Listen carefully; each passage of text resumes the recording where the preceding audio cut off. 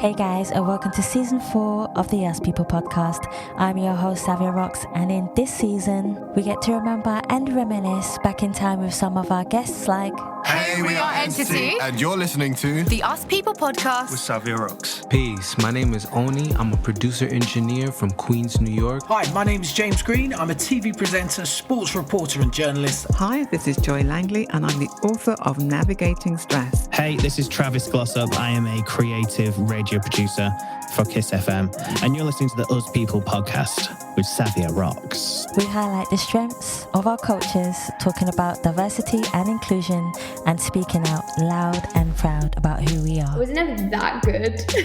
I was determined. I had a love for the sport and that always fueled me. At 49, I was seven years post-divorce after 22 years and 3 kids of a marriage. And so I knew that I needed to figure out what was happening for me and why was this such a severe sort of crack in my identity and how I showed up in the world. It's great.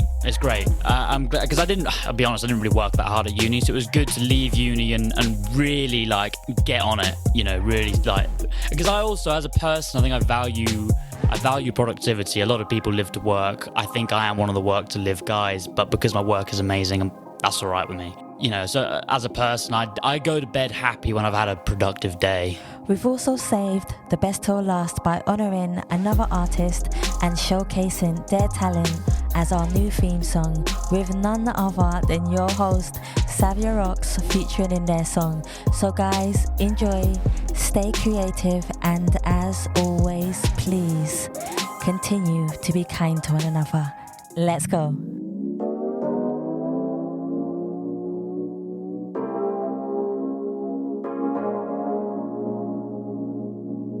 Hey everyone, this is Urmi from Montreal. I'm a female professional in the financial services industry, also side hustler. I just became a published author.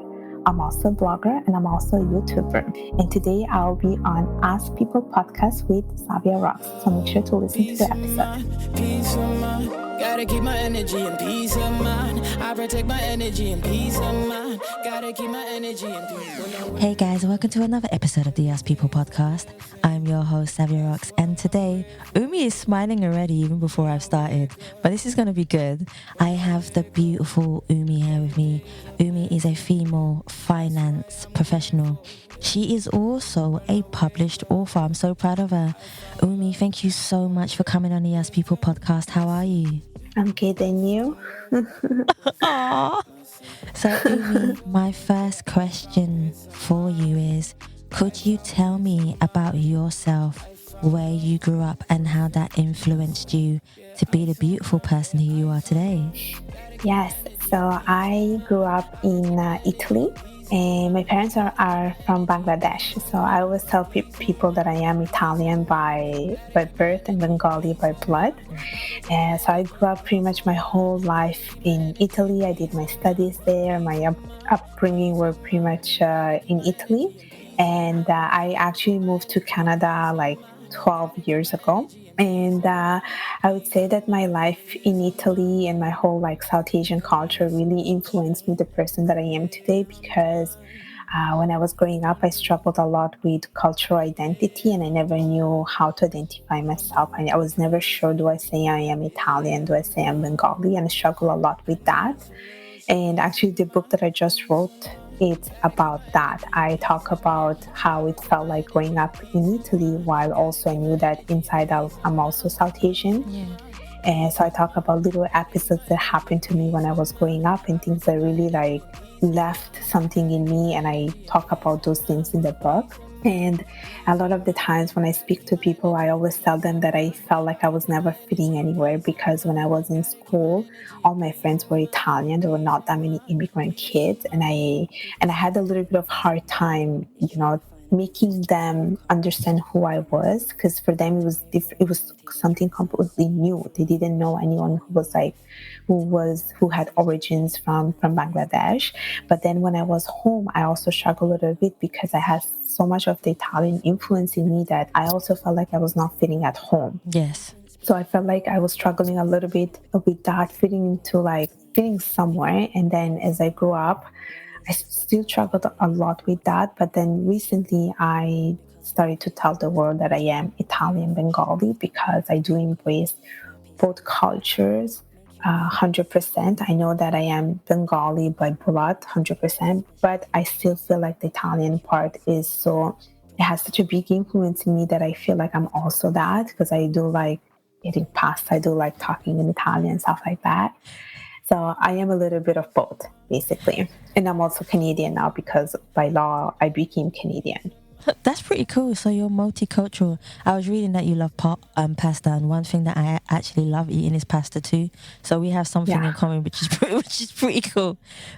My next question for you is: could you define who you are as a person, but also who you see when you look in the mirror? But on the flip side of that question, has there ever been a time where you have looked in the mirror and not recognized the person staring back at you? How did you manage to take yourself away, or even make yourself feel positive again, in order for you to continue to do what you love in life?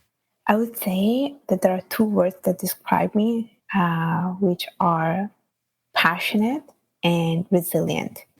I like that. So I actually didn't know that I'm a very passionate person until someone pointed out to me.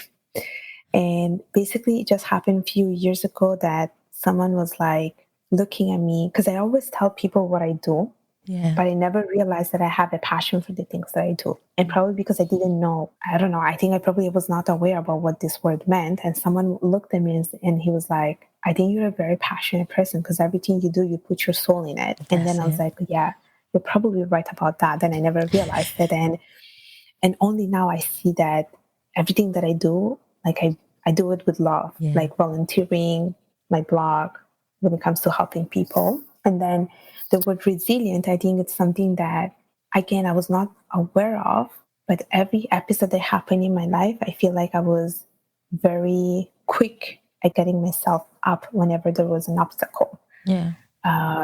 So I feel like I am also a very resilient person, because I don't give up when there is a challenge. And I'm ready to like tackle that challenge again.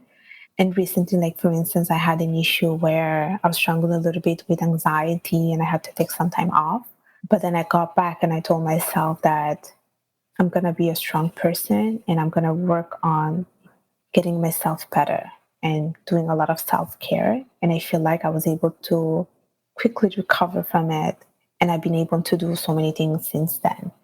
So I think those two words really do describe me. And to answer your second part, there was a point in time where I felt like I did not recognize myself. And I feel like it just happened right after I graduated. I think it happens to everyone. And I think when I was studying, I was a person full of life. I would do so many things. And then when I graduated and I started to work, I realized that I was like conducting a more mundane life where I was just working. And I was like, I looked at myself in the mirror and I'm like, am I really this person? And that's when I was like, no, I want to go back to the person that I was. And that's where I started to do things where I was like investing in myself. Like I was investing the time available just to grow as a person and to learn new things. So I started to like go back on reading. I started to like work out. I started to do different workouts.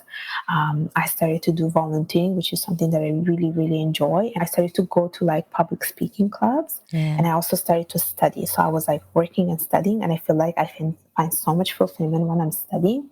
And that's when I felt like I started to be the person that I was, but I was a much better version of myself because I was doing so many new things, and I feel like they were really helping me to be more confident as a person. So I do feel much more confident, much more bold, I want to say. I like it. So yeah. I totally love that. One thing I would love to know is, what is a day like in your life from, I know it's 9 o'clock in the morning over there, and I know every day is going to be abundantly different to the next. But what is, for our listeners listening to the show, what is a day like in Urmi's life where you wake up in the morning, you wake up in the morning, you decide, you might have breakfast, keep fit or meditate, then start to get creative in your field? Because I believe that creativity is not just for musicians or artists. I believe we all get creative within our job roles as an individual. What is a day like in your life? So I can tell you that I'm a very productive person and I like to use all the 24 hours available to me to do things. So I am that kind of person. And usually what I do when I wake up in the morning, well, now I'm like working from home and I also work in the office. So it varies a little bit. Yeah. But usually what I do is that I wake up, I do a little bit of journaling, and then I take my coffee and I start working because I have a 9 to 5 schedule. Yep. But I use, for instance, my lunchtime. You know, when they say lunch and learn, I use my lunchtime to actually learn something. Or I do practice a little bit of mindfulness. So I take a walk and just like observe around. And after work, usually what happens is either I'm studying because I am also like studying for a finance course. So either I'm studying or I'm like working out. So I do like Muay Thai classes, which I recently started because it does really help me like with my body, with my energy, with my mind. And I really, really like that. That's something that I recently started. So I started to do that, which I do twice a week. And sometimes I also provide tutoring sessions. So I provide Italian and English conversation to whoever wants to learn a little bit to practice their language skills. And usually that's how it works. Like it varies, but I do pretty much that each day. And then in the evening, I try to like have this like write on my blog sometimes or create content for my YouTube channel. So that's another thing where I invest my time. And usually I leave the weekends to recover a little bit and also to socialize and to meet the people, to go out with friends, because I think it's important to have that balance. It's work hard, play hard type of thing. But I also like to keep that balance, and I like my days to be productive. Like I believe in learning, and I try to use each day to learn something new, basically. And I do that a lot with my books. And for instance, even when I'm taking the metro, I don't like to just sit down and scroll on my phone. I actually like to read something. So I love that. I totally love that. I can see that you're happy when you're taking each minute of the day to do something productive. And even when I'm on my way to work, or I notice that everyone's on their phones, and that's even if I'm observing and I'm not necessarily reading a book, I love to observe. That's what I do, and I feel I'm very passionate about, because when I observe, I feel like it gives me the instinct of how to write, how to take pictures, and it enhances you as a person. One thing I would love to talk about is you being in the financial industry.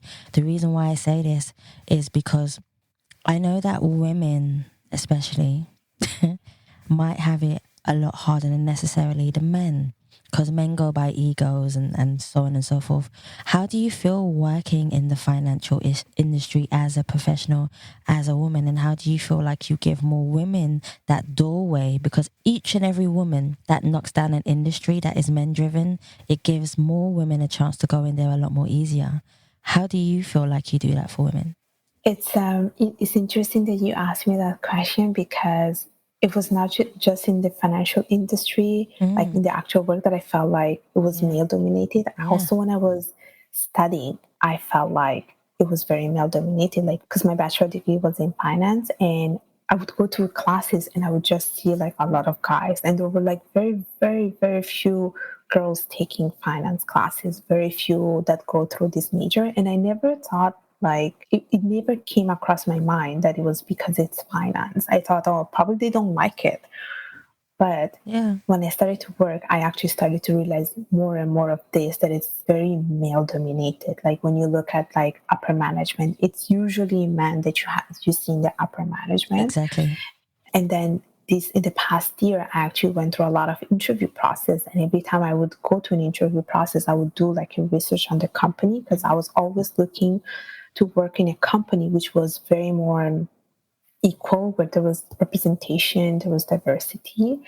And I remember going to interviews and looking up at the management team and thinking, but I don't see any representation. Exactly. It was just a lot of men. So I would actually go in the interview and ask them, like, what do you do to promote diversity? And some people were really honest about it. They were really honest. They say, we don't really do anything. And that's when I started to realize that I'm not sure if I want to work here, because I don't see that diversity. But at the same time, I also felt like that was a good moment for me to go forward with this, so that I could break the ceiling and set an example for other women as well, to show them that, it's possible. it's true. Maybe it's very male dominated, but that doesn't stop you from trying and being part of something where you can change something. So I try to like always set examples for other women by me jumping into an opportunity. So every time I would see like it was very male dominated company, I would not let myself go down, because I think it's important to like go forward with this thing and be the change you want to see in the world. Exactly. I like that. Right? I like that. It's like I think it's a quotation from Gandhi that I like to believe in. So I never like let myself down when I would see that. And I also try to promote like more women in finance, because I think it's important to have that diversity in every field, but especially in finance. And when I recently like started to work in another place where basically the CEO of the company was a woman. And I think it changes when it's a woman leading a company. Like we bring different ideas, and I really, really like that. And I like companies that like are promoting women's empowerment, because it's important that we have that. And it's important to like empower women, to have women in leadership, because we just bring different perspective. Honestly, we just do bring perspective that are like drawn from our personal experience. And I try to like also promote this through conversation that I have like in podcasts, for instance, or even in my volunteering activities. A lot of the volunteering activities that I do are about women's empowerment, and I try to like have conversation with women and tell them that you should not let yourself down when you see this situation. Like the world is like this, but you can always change it, like change is good and we need change. So these are some of the things that I do. I totally love that. If there was a question, Umi, that you feel you should be asked by people, but you never get asked that question, what question would that be? Oh, she's like, oh, what question would that be? I'll give you an example. Every time I ask that question, people normally say the most simplest of things. So, for example, if I say, if there was one question that you would love people to ask you and nobody else does, some people usually just say to me, it's how are you? But genuinely mean, how are you? Because there are different ways of phrasing that question. What do you believe is the question that you would like to be asked that nobody has ever asked you, but you feel if you were asked that question, you feel it would have so much meaning to you? To be honest, I wouldn't know. But one thing that is crossing my mind right now is, who would you be if you have never moved to Canada? Ooh, that's a good one. Yeah, because I never think about the person that I would have been if I never moved to Canada. I never think about that. So it does make me think a little bit about this. Like, would I be the person that I am today, for instance? Because I feel like Canada, it did help me a lot to shape my identity. It really did help me to finally come to this realization that I am Italian Bengali. But sometimes I feel like that if I never moved here, probably I would have never got that conclusion. How do people treat you knowing that you are different cultures, and knowing that obviously if you being in Italy and being there for so long, how do people treat you? Because I know that different cultures sometimes treat people differently, i.e. I'm half Indian and half black. So for me, yeah, you're learning something new all the time. So my mum is Indian and my dad is West Indian. So I have a beautiful two worlds. But how do you feel you are perceived by other people? I feel like it depends where you ask me this question. Because I think if you ask me this question, like in Italy, some people will say that I'm purely immigrant, or some people would say, no, you're Italian. And I think it also depends from who you're asking this question. Very true. But if you ask me this question in Bangladesh, people would just say, you're a very rich person coming from like a rich country, for instance. So they would perceive me as being the richest person in the world. But if you ask me this question in Canada, people just see me as like them.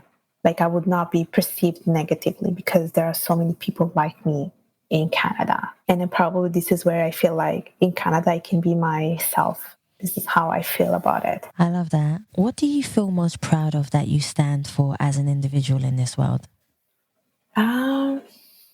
What do I feel most proud of? I think probably of my achievements, that I never give up on the things that I want to achieve in life. Good. And I never got demotivated. Like I always try to find my own motivation I create my own motivation. I think that's so important. So I'm a self-motivator, I guess you can say that. Yeah, I can see that.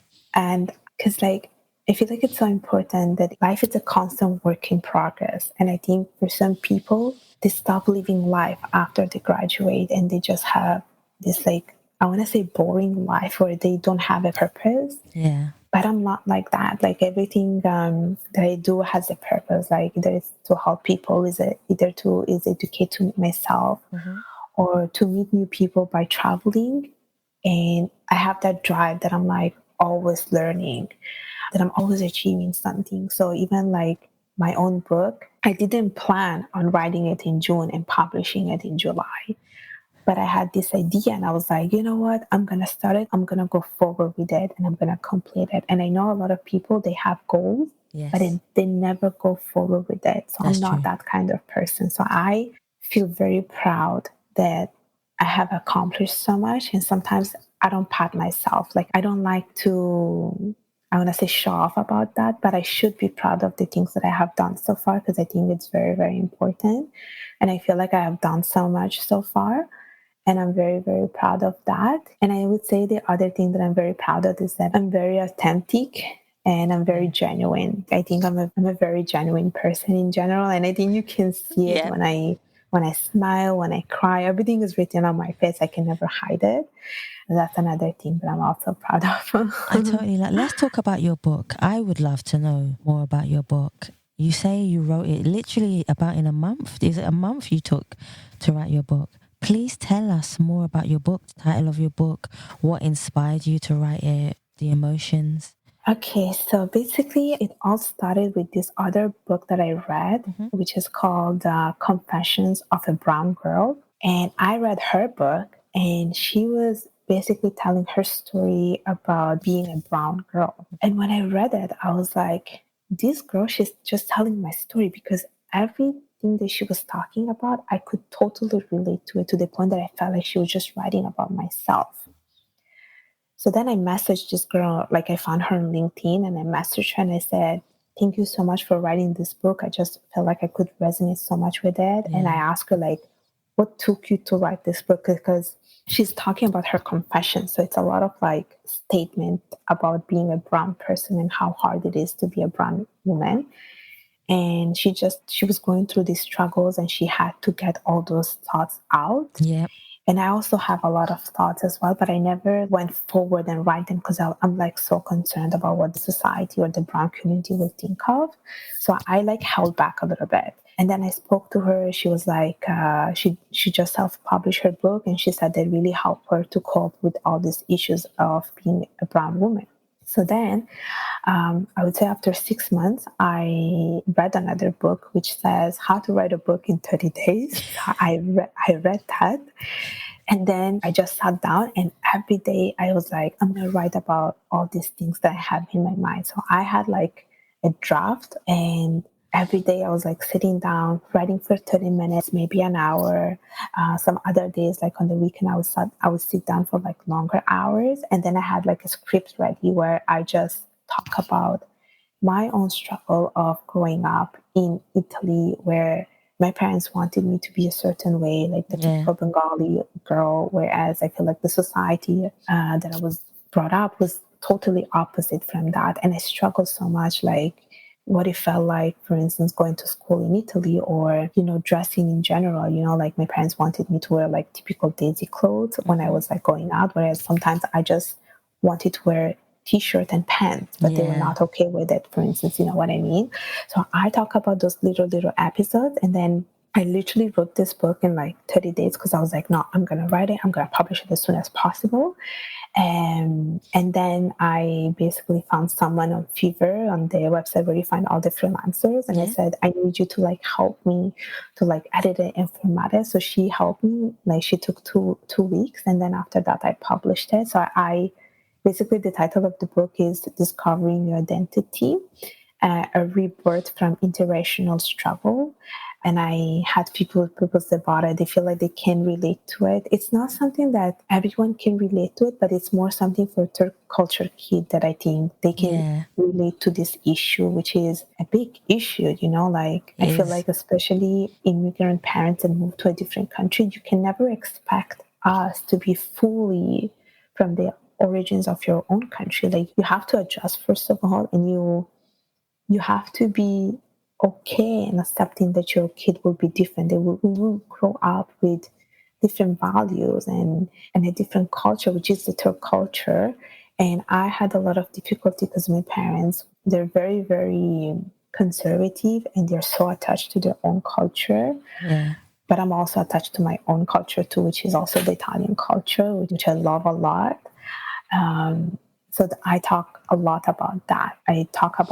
And I'm going to probably write a second one where I talk a little bit about more my life in Canada, because my life in Canada has influenced a lot in me, because this is where I start to see more people like me.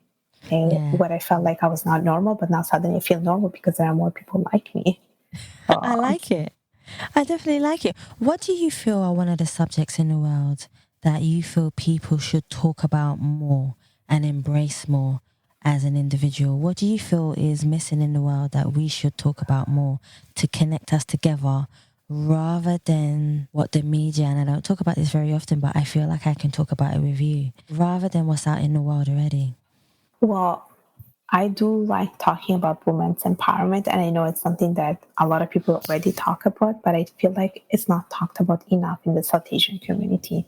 That's a big, big problem. And I think there was, I don't know if you heard about this story about this girl who was basically killed by her ex-husband recently. I've heard a few. Sanya Khan. Yes. She was a photographer and she was killed, and she said that she was going through a divorce and how she was seen by the society as a failure. This is something that we need to have conversation about this, because no one, like South Asian community, they're just so worried about their reputation that they're willing to have an unhappy daughter instead of saving her and just getting her out from this like situation that we don't want to see. Like, would you prefer to have your daughter killed instead of getting out of the situation and save her and have a new life? Like, I just feel like this conversation are really not talked about. And I also had similar situation from friends who wanted to get out of their marriages, but apparently they were told that you have to deal with it. You have to deal with it. Maybe once you have kids, it will solve the issue. But really, I don't think that's how you solve an issue. Like, if you're not happy, you're not happy. So these are conversations that people do not really talk about, especially in the South Asian community, where really women are seen more as a financial burden and we just give them away as soon as they're 18. I don't think that should be the way to do it. I think we should really invest in women. We should educate them, and we should invest in their education and not just educate men or educate the sons. You know what I mean? I had this conversation with someone before and it was quite a debate. And my side of the story, in my opinion, was I believe that women are the ones with the power, not the men. And I say this and I give you my explanation of why. Women grow their children very well. Yeah, a high majority of women, right? Take out the ones that obviously issues happen and things happen. But women are strong. A woman is strong enough to take her strength, give up her job, her dream, and push a man forward so he is able to accomplish what he wants to accomplish in his life. Can we say that all men or a high majority of men do that for women? No. The reason why is because their ego takes over, their ego takes into place their strength of a man and who they are. But really, sometimes I feel that us women de-empower ourselves, if that's a word I've just made up. we take away our power as women to let a men push forward and thrive in whatever they want to do. Now that takes strength within a woman in the first place. I am proud that my mother married who she wanted, well, not married, but stayed together with who she wanted to stay together with, rather than to being in the normal society, like you say, in South Asia, where all they more care about is the society and being, embraced in the society and being welcomed or what it is, or having that power. Because I know a lot of societies, again, within different cultures, only marry into different cultures because of the power that they have. We do need to speak about this more. This is something that needs to be brought up more. And I'm so proud that you have brought it up. And I'm so proud that we're both talking about it. Because any conversation that is brought up is a start in the right direction for it. And I want to say this on the show, and I'm glad it goes out to so many, many people in the world, that women, you are beautiful, you are empowered. Don't feel like you need to give up your dream to give somebody else their dream. Because in doing that, you are only diminishing who you are as an individual and a person. Yeah, you have the right to be who you want to be. I understand in societies it can be hard because we're dealing with the laws and the egos of men who sometimes put us down. But there is a way. We just need to find that way. And we just need to continue to empower each other. I've gone on a rant now because I'm so passionate about it. But I just feel you understand where we are coming from. And even your book, I'm sure, empowers that in people for them to understand that. So that's something I'm so proud that you spoke about it and we both did. If there was one quote that represented you as a person, what quote would you choose and why would you choose that particular quote? So there is this quote from Kate Spade that says, "Leave a sparkle everywhere you go." I don't know if you know this one. Yeah, I have. I think that quotation really represents me as a person, because this is what I want people to remember me, like a sparkle, like I made a difference in their life with just a little action. It doesn't have to be, me giving you money or something. Like, it just has to be, it could be just a conversation. It could be me helping out, me giving you my time to you, just with that. Because this is what I try to do, every person that I meet, I always make sure that I'm giving back in some ways, whether it's my time, whether it's my education, but it's just me being who I am. Because I think it's really, really important. If you want to build, I don't know how to say, like, if you want to build a good relationship, or you want to build a good image and leave something about you to someone else. And I think I do a lot of it through my volunteering activities. It is something that I truly, truly enjoy, because I get to meet different people, and every people that I meet are always so happy that they have met me. And I know that I'm leaving a sparkle in their life. I want to be remembered as that person, as I left something in them. And like, even conversation that I have with people that I meet in podcast shows, I also try to do the same thing. And I think they do remember me, because then they invite me back. So I'm like, okay. And for some reason, they see something in me that I'm not aware of. So yeah, I do like to leave a sparkle everywhere I go, literally. I think you have a pureness that is very rare. Just by having this conversation with you and the energy, I think you have a pureness in you that is very, very rare in the world for people to have. And when you have that, you automatically have a sparkle. Thank you. So I would say carry that aura and carry the color of your aura with you wherever you go, because wherever you go, you will leave a stamp that you were here and you are coming back. So I would say that's what it is. Thank you. Definitely. Let's go into music. I believe that music can play a huge part in all of our lives in some unique way. If there was one song that was the soundtrack of your life, what song would you choose and why would you choose that particular song? So I like the song by Alicia Keys, "This Girl Is on Fire." Oh, yeah. So I listen to that music every time I am sad, or every time I feel like I'm not able to go through something. And I just listen to that just to remind myself of who I am. Yep. And the reason why I chose that music is also because some of the people that I am close to, they have been seeing what I'm doing so far, and they tell me, "You're like a volcano, you're on fire." And that's how I feel like. I like that. I think this song is a good representation of who I am. And I listen to that song whenever, let's say, I have an interview, or, I have to give a presentation. I listen to that song to empower me, so that, I can be confident and bold and go through my day without any issues.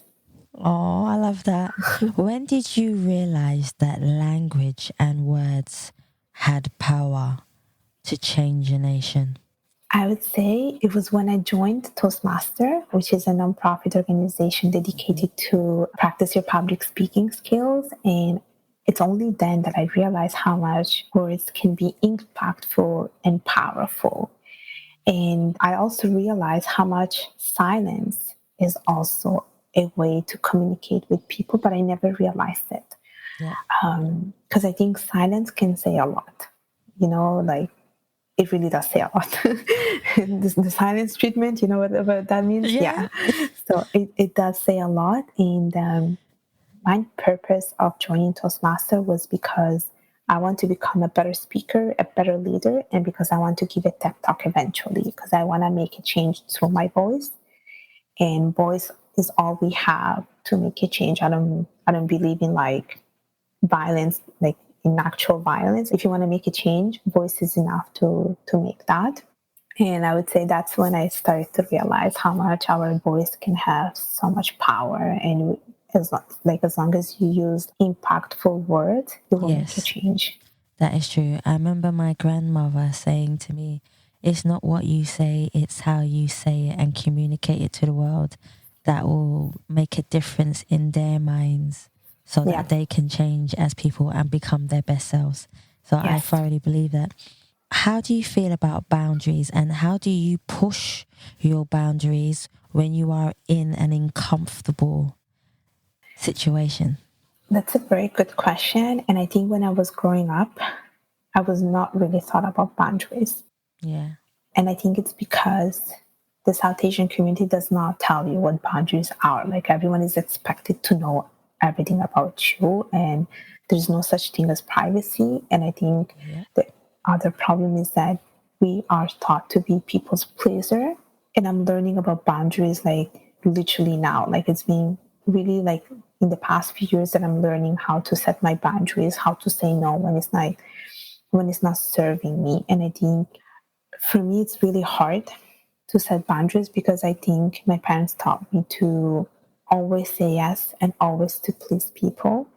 So the moment I'm setting a boundary, I do start feeling guilty, and I have a big sense of guilt. But I also tell myself now that I cannot live my life like this when I'm always pleasing people and just making people happy. And I set boundaries just by literally saying no. And I think it's important to say no. And I think everything in life is really about consent nowadays. Like if you're not okay with it, you have to say no. If it's not serving you, you have to say no. If it's not making you happy, you have to say no. And that's how I've been setting my boundaries. If, let's say, people want to go out with me and I'm not okay with it, or they want to go to some place and I'm not okay with it, I say no instead of just saying yes and just please other people. And I think this is how I've been like working, setting boundaries, and also having like conversation, like if you feel like something is not good, you need to have this open conversation with people around you. And boundaries can also be healthy, like it doesn't have to be something bad. Like I think it's important to set boundaries to protect yourself, to protect your space, your privacy, your confidentiality. And I've been learning how to do that. And the more I do it, the more confident I become and the less guilty I feel about myself. One thing I would love to know as well is the one subject I do like to talk about, and I'm sure people know this, is about forgiveness. When you talk about always saying yes, yes, yes, sometimes you can damage your internal self by always saying yes to people. And you slowly and slowly might become bitter as a person because you're always delivering to other people and not yourself. This is where forgiveness comes into play. When you start to say no to people, and although you feel bad at first, there is a point in that no that gives you a sense of relief that you've said no. How do you feel that forgiveness plays a part in all the time where you have had to say yes to people and have not fulfilled who you are as a person because you're so busy fulfilling everybody else? What does forgiveness mean to you as an individual, and how has it helped you in your life? Okay, when I think about forgiveness, for me, what it really means is to be self-compassionate. Mm-hmm. and also like self-love, because I think I've not been doing that for like long time. I think for me, it always meant making other people's happy and just caring about their priorities instead of my own priorities. And I think I live my whole life like that, like just making people happy, never thinking about my own goals. And now I try to switch that and shift it towards me, because I think it's more important that you love yourself first. Do the things that make you happy first, so that you can spread that happiness around you to other people. Because I think if you're not happy, then other people will suffer automatically. I love that. And I started to be a bit more compassionate towards myself, be more empathetic to myself, because I think us is all we have, honestly. It's all we have. And I started to feel better as well when I do things for my own, because I can see how this transfer to other people. When I'm happy, people around me are happy. That's true. When I was doing the other way around, I was suffering inside. I was really suffering because I was just putting their priority first, their ambitions first, but I was never putting myself first. And now that I switched it, I'm setting boundaries by doing that, but I'm also like telling them, this is who I am. You have to accept me for who I am, and I have to achieve my own goals, my own ambitions, and everyone is okay with it. Honestly, everyone is okay with it, because at the end of the day, I'm not a mannequin. There you go. Exactly. Yeah. I'm not a mannequin. I'm glad you said that. I'm glad you said that. What is the best advice you believe that you have ever received from somebody that has not just helped you in your life when they said it, but continues to help you in your life? I have a friend. She also has a mixed background, and we got close like really, really recently. And I feel like she has really helped me a lot to like learn a little bit more about myself, and I like how she encourages me to do the things that I love. And she shared this one advice that where she said that choose something that will bring you closer to your true self. I like that. So she gave me that quotation, and I feel like it just changed my whole perspective about the decision that I make in life, because I went through a job change and I was struggling a little bit about which job to choose, because I got 3 job offers, and she told me, choose the job that will bring you closer to your true self. And that's what I did. And she always encouraged me to explore myself, to try new things, because she said that's how you're gonna find your own identity. That's how you're gonna become a confident woman. And since then, I've been doing this, and I'm very grateful for her, because she teaches me all these things that I was not aware of. When was the last time you felt totally at peace with yourself? It's I like the way you exhaled there. Yeah, because I don't think I have found that moment.